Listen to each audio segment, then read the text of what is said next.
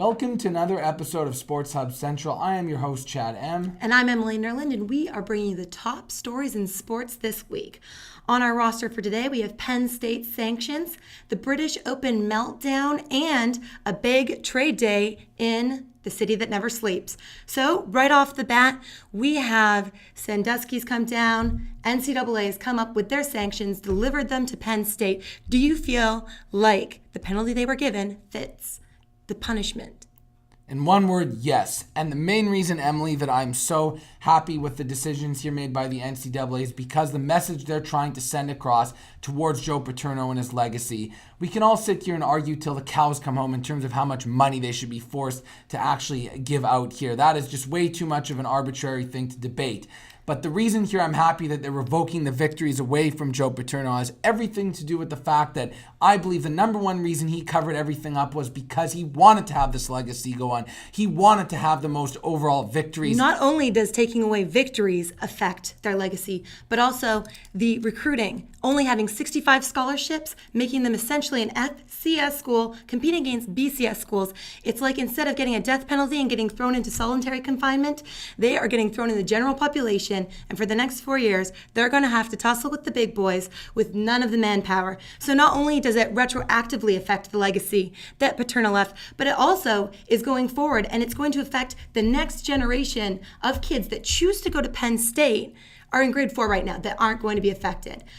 Bottom line is a message had to be sent, and it was done with a very firm fist. And I believe now there's been a little bit of a tone set here. So if anybody else thinks about acting like this in the future, you better best believe they're going to be thinking twice about it. Moving on to the British Open Meltdown, Adam Scott, massive meltdown. We had gotten into a little bit of a titter on the Twitter about this because I'm of the opinion that Adam Scott, this is something that will make him stronger. Something like we were discussing before, Michael Vick going to jail. He said that's something that hitting rock bottom, having something catastrophic in your life is something that builds you up as an athlete. It's a place to start from. But you don't agree with me.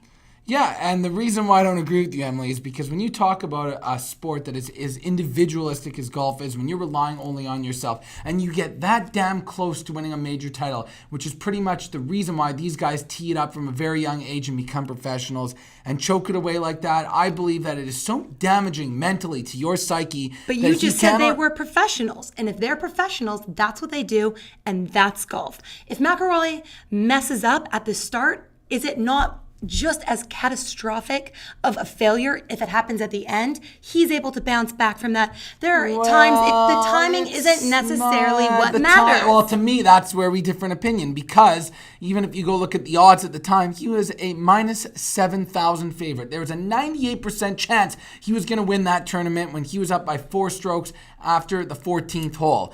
And the other guys like McIlroy with his meltdown you're referring to at the Masters last year, he was done by the 7th, 8th hole. And I just believe someone like Adam Scott, who wasn't in his young 20s like McIlroy, who's into his mid-30s, and is someone that was pegged to be a great player from a young age, struggled early on in his career, finally got things back on track and was in this spot here to blow it like this. I just believe it's going to be a little bit too much damaging psychologically, sort of like Sergio Garcia had happened to him at the Open a couple years back, and he's come nowhere close to actually winning or contending for a major title in golf. I guess we can both agree that he'll lose sleep over it. A place he could move is a city that doesn't sleep, which would be New York, that's been the keystone of a lot of big trades. Ichiro going to the Yankees, Rick Nash going to the Rangers.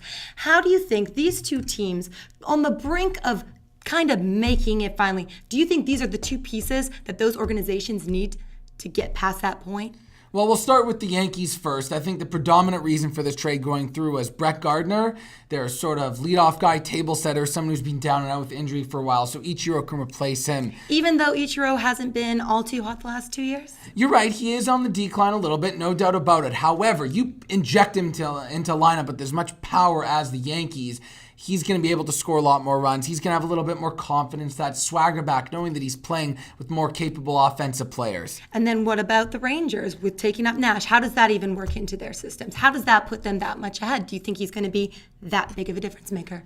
Well, I really do believe he can be the difference for this Ranger team. They made it all the way to the Eastern Conference Finals last year based on outstanding goaltending, terrific team defense, but they've been based on mismanaging their teams that are overpaid for their players for so long that I just don't think that the Rangers, no matter who they buy, are really ever going to have it all together. But that's something that you at home watching this can comment on. We're inviting you to comment whether you agree, disagree, whatever you want. Leave it there. If you have any ideas, opinions of what we should be talking about next week, please leave it. This is a wrap for this week of Sport Hub Central. We'd like to see you back next time.